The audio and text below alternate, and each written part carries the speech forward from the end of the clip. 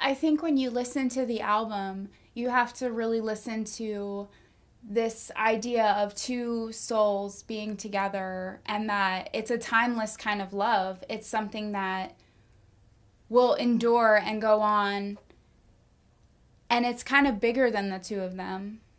These songs take you through my love story and the experiences I've had within the last few years.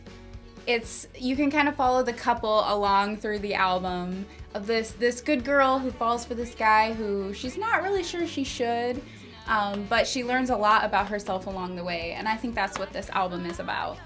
The inspiration for the sound of this album came from Sun Studio in Memphis and a man named Sam Phillips, who took the sounds of 1950s rhythm and blues and gospel and mixed them together with country and hillbilly music to create this sound that became rockabilly and the early sound of rock and roll.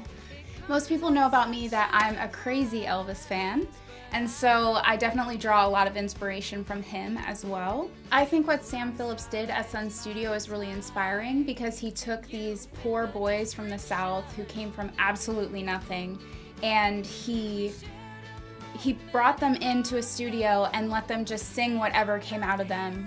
And I think that type of authenticity is what I'm really going for in my own music.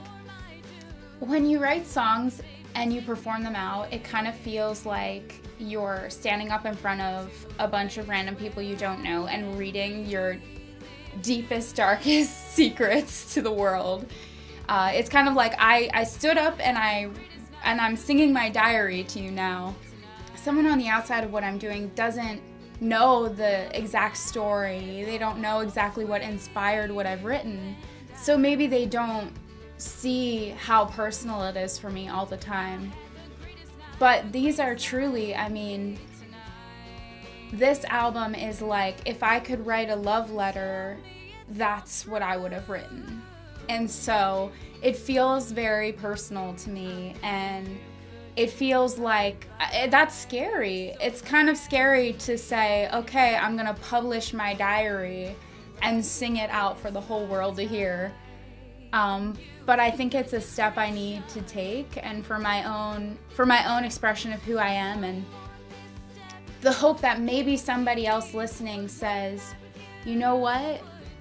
If she was brave enough to tell somebody how she felt, then maybe I can too.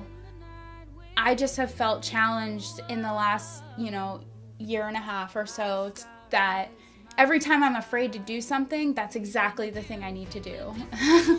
And every time I've decided to step out and do the thing that scared me, it's been the best decision I've ever made. Even if I didn't get what I wanted out of that experience. We're all learning and growing, and the biggest thing that frustrates me about the world is that people miss each other because they're too afraid to take a step and try, or take a step and be honest about how they feel. Every single one of us is wishing somebody would hop on a plane and show up in front of us and say, I love you for you, no matter what you do or don't do, no matter what you say or don't say. And so I'm hoping that people hear my story and they learn how to show up for the people that they care about in a little bit braver of a way. And if we're all a little bit braver and a little bit braver and a little bit braver, then I just think the world can get better and we can heal and love more.